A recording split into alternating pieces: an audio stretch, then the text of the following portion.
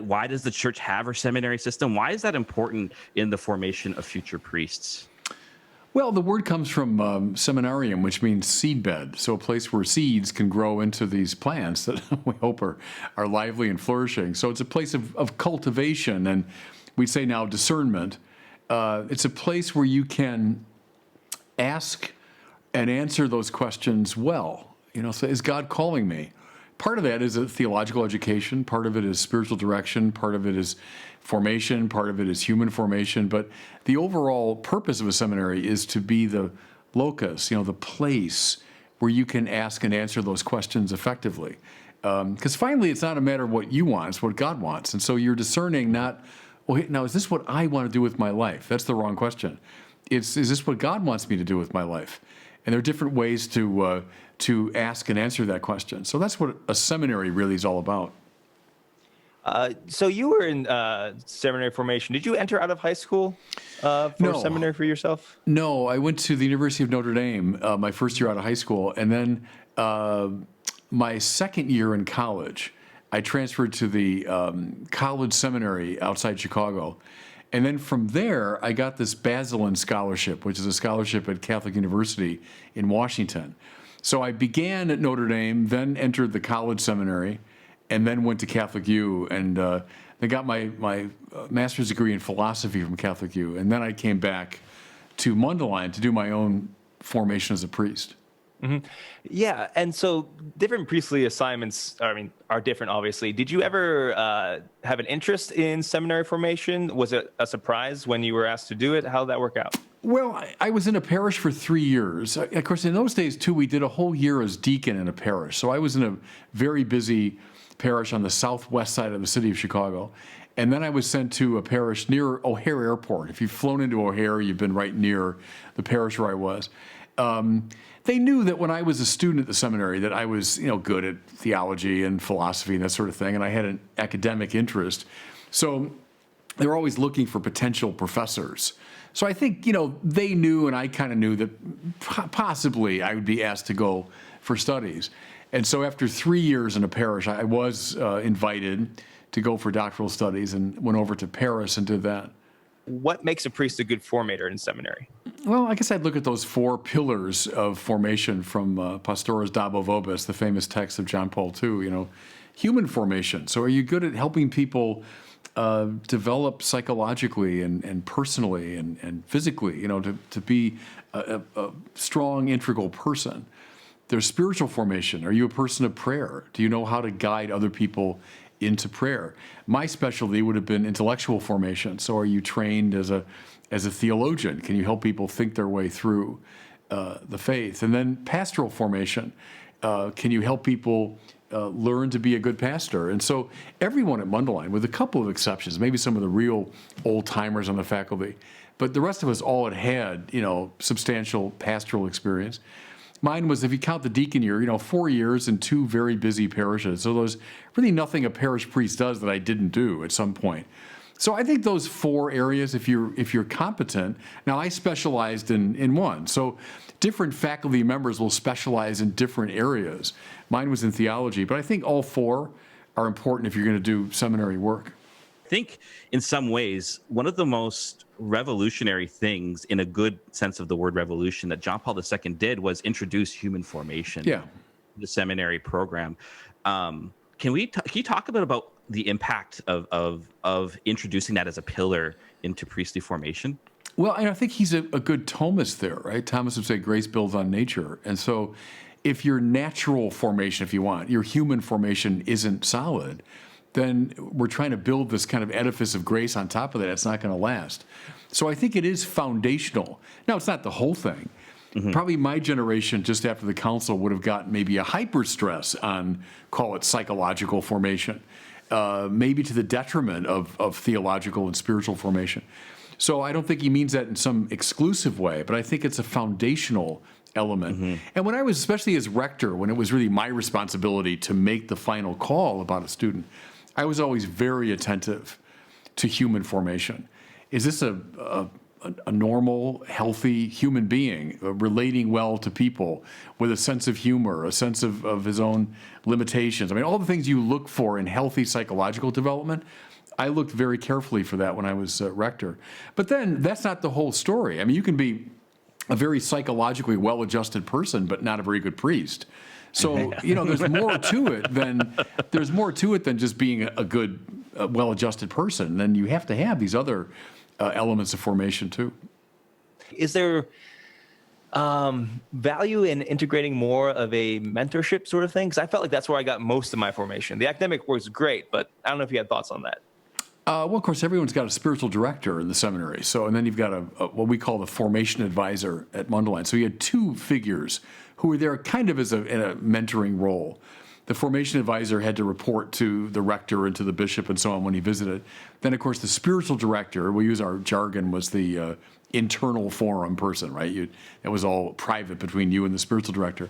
So I like that relationship, as you call mentoring one. And then, of course, in pastoral formation, guys would go out to a parish. I'm not sure how TC does that now, but we had, pretty strong pastoral programs at Mundelein where you had a mentor there who was guiding you through that process. I would say, actually, in my time, now I'm going back before you guys, we probably underplayed the academic. And I think in the wake of John Paul II and all that, we brought that back into a stronger position. But you could always debate, I suppose, which one is getting too much emphasis. It's a matter of prudence. I thought at Mundelein we hit the balance pretty well. But I do like the mentoring idea. So spiritual director, formation advisor, someone that really is going to walk with you. And that was the way I always put it when I was rector was, is this guy exhibiting all four dimensions of formation? And, be attentive to all of them.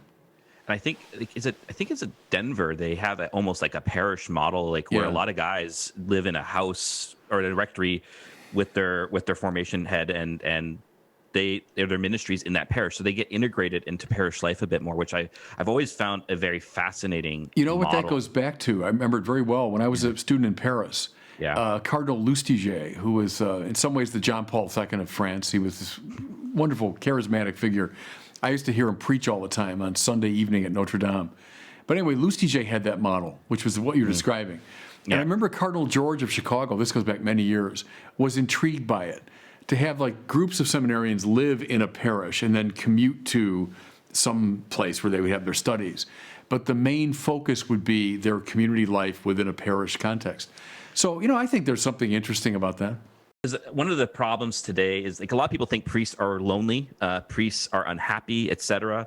Priests, even if they're not living together, they've built up a friendship and a brotherhood together in community, so that community flows out after their formation. Find if you're in a more local place like Chicago or something like that, or Denver, that model can really help build up the presbyterate in the future.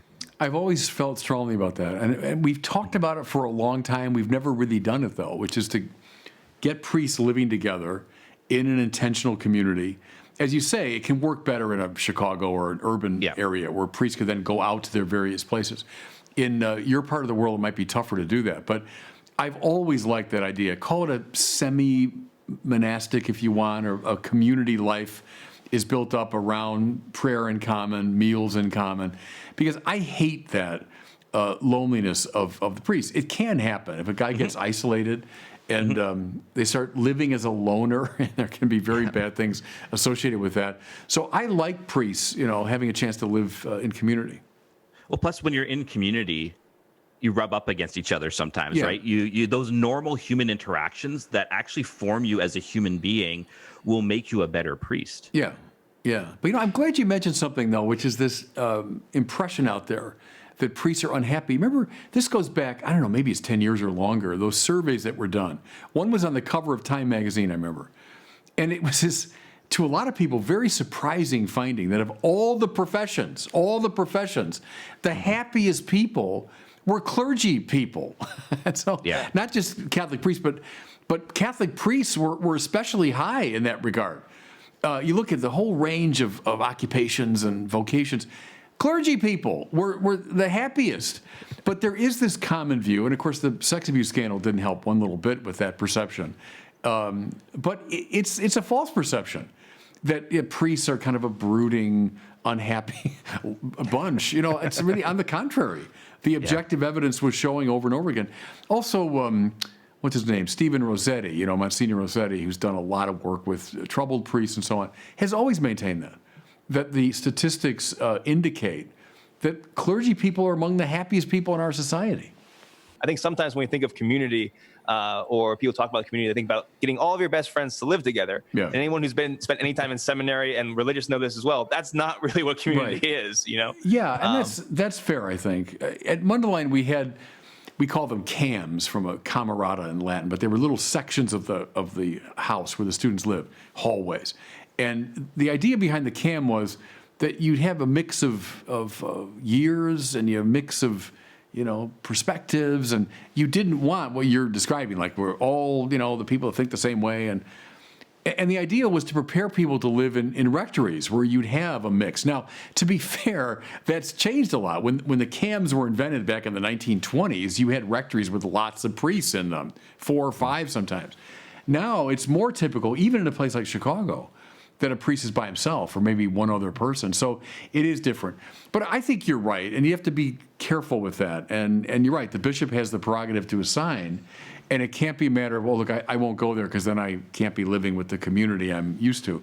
So I get that. But I think we probably could, with a little brain power, work that one out. Do you have advice? Because I think this is a common experience right now. It's like we're recognizing that there was a generation gap, it seems, almost in vocations. Yeah. And so there's going to be a gap that's going to come along, and there's going to be a lot more responsibility placed on younger guys, perhaps quicker than they would like, and which would probably be normal. Do you have advice for younger priests out there about that, and like how can the church respond to this in a robust way? Yeah, it's a good question. Priests have got to reproduce themselves, right? I think it's very important that priests find their own successors, and there might have been a time when we weren't as attentive to that as we should have been. Priests say, well, okay, here's my life, but I'm not going to try to draw someone to it. But we should. That's part of our responsibility, and maybe get 2 people to replace you, get 2 or 3. So I think that's incumbent upon all priests, old and young, is to keep your eyes open for someone that can succeed you. For the younger guys in themselves, I'd say stay close to your life of prayer, and stay focused on the work that's in front of you. In a way, you can't solve, a grand demographic problem, but stay faithful and stay connected to the spiritual sources. But keep your eyes open all the time for your successors. I think that's extremely important. We've been wrestling with this for a long time. When I was your age, when I was younger, everyone saw the same thing. Now, it didn't collapse, and one interesting thing is, even the sex abuse scandal didn't cause it to collapse. We kept, in the seminary world, kept waiting for the numbers to fall off the table. And frankly, they didn't, even in the wake of the scandals. We kept waiting for it, and it never happened. So, don't give up hope, but keep looking for your successors, I'd say. As far as generational gaps in presbyterates, the one thing I found interesting, it's kind of difficult to get guys together to have a conversation. So my question is, in your experience as a bishop, is there a better way to go about this? Is there, do you have any ideas about how to facilitate that communication between priests, talking about the more difficult things? No, I get you, because back in the day, I did a lot of talks to presbyterates. So bishops would call upon me to come and, presbyteral day and the big retreat, and you get, in some cases, hundreds of guys in the room. The older guys in the golf shirts, the younger guys in Roman collars, and So I'm used to that, and I would always try to find something that I thought would draw us all together as followers of the Lord Jesus Christ, and not so much get into the nitty-gritty of some divisive issue. But I get your point that in those big gatherings, it can be really hard, because it's either people get up and they give a speech, or it's just too big to facilitate a conversation. What I think is better, get a small group. So I don't know, maybe priests around you. Get 2 or 3 younger, 2 or 3 older guys. Let's have dinner, and maybe something like this. Have the older guys identify a book that meant a lot to them in their priesthood. The younger guys do the same thing. And then let's read the two books together. And then maybe have several sessions where we talk about that. Like, why did that book mean so much to you? You know, maybe to ask an older guy, when you were 30, you read this book and it really made the difference to you. And then you say, well, no, here's the books that we're reading and why they mean so much to us. That might be a better way to do it when it's a little more local, fewer people, and you're focused on something objective, you know, something external to all of you. Yeah, that might work. Speaking of books, you have a new book. I do, Renewing Our yeah. Hope. Yes. And maybe do you just want to talk about it quickly, about why you wrote this, why you put this out? Yeah, it's published by Catholic U Press, which I was very happy about, my old alma mater. And it's a collection of essays and talks and speeches I've given the last roughly 5 years. So most of them since I've been a bishop, couple from before I was named a bishop. They're roughly gathered around this theme, I'd say, of evangelization, which has been my main preoccupation, but call it the evangelization of the culture, which is, you know, Cardinal George's great theme, and he sort of bequeathed that to me. He got it from John Paul II. And most of the essays are around that. So, you know, the question of the nuns, right, the unaffiliated, and how do we reach them and so on. But also things like, you know, relativism within the culture. There's also a sermon I gave at the first ordination of priests that I did. I ordained a group of Dominicans last year, and I have the homily I gave to them and kind of laying out what I think is the task of a priest today. So it's a whole slew of essays. Some are very academic, so I kind of missed that. You know, my training and my whole background was as a professor, and that's, if you'd asked me, you know, 20-some years ago, I would have envisioned that was my trajectory, was to go into university work and all that. So I miss it, and I try every year to accept at least a couple invitations to do a serious paper. So it keeps my mind in the game and, you know, doing research work. So a lot of what you read there are those lectures and talks. So, but where are these new fields of missions? Because I think this is the thing. Like, in a way, like how do I want to put it? We love to talk about evangelization a lot in the church, but we struggle to go the next step. Well, in terms of the mission field, I just think the nuns, the NONES, this army now of especially young people who claim no religious affiliation, I think that's a great way for the church to focus its energies is on that group of people. And they're especially strong in the under 30 set. So I'd say to any evangelizing priest, focus your attention there. And then secondly, I'd say the best way to reach them is social media, because they're not going to come to our churches. To be frank, when I was at the Youth Synod in Rome back in 2018, so I was a delegate to that synod, and, you know, we're talking about this all the time, young people, how to reach them. And I felt so much of the conversation was still, to me, it was very old-fashioned. It was parish programs and how to get them to our parishes and and at one point I did stand up at the synod and say, but they're not going to come to our parish programs. I said, that's an old school approach. I said, we have to use this great tool we've been given of the social media to reach out. So, I mean, Word on Fire in many ways, my ministry has all been born of this, a desire to evangelize precisely this group and precisely using the tools given to us. I think that's the most exciting mission field and the most exciting means that we got going right now. Do you find there's hesitancy around the use of social media in church leadership? Well, church leadership, not so much, they don't get it. Now, that's increasingly not the case. I think as church leadership moves along, the standard older generation, I think, had a hard time understanding it. But young priests like yourselves, I mean, certainly get it. They certainly understand it. They know the social media by direct experience. I had to learn it very kind of, through indirect experience. But no, I think that's shifting. I think they are beginning to get it. I hear it a lot at the bishops' conference. We start talking about something, inevitably someone will say, but we have to do this in digital form, or we have to do this through video or through media. We can't just be writing a document. So I think they are beginning to understand that.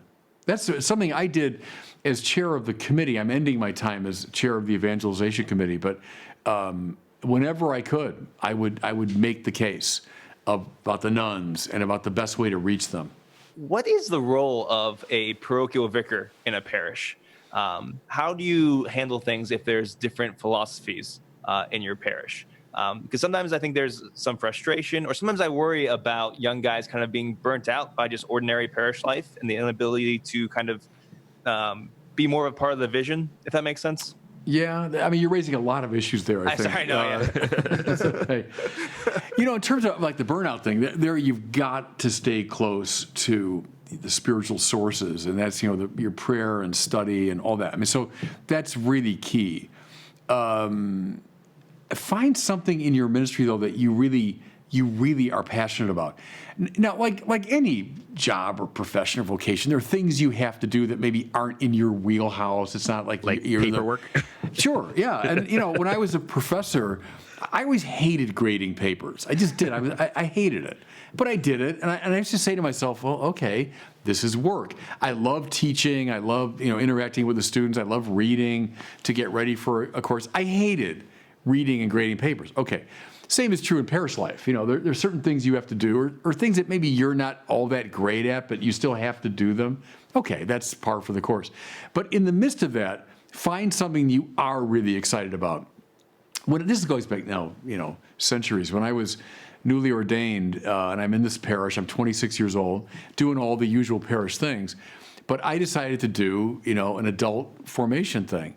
And so it was like every other Tuesday, or maybe it was every Tuesday in the evening, and I just invited people to come, and we do Bible study and theology, and I would give talks, and I loved it. I loved it. It was sort of my wheelhouse. It was what I was good at, and this lovely community was built up over time, and that was where I got a lot of my excitement from. But then you have to do the other things too that might not be in your wheelhouse.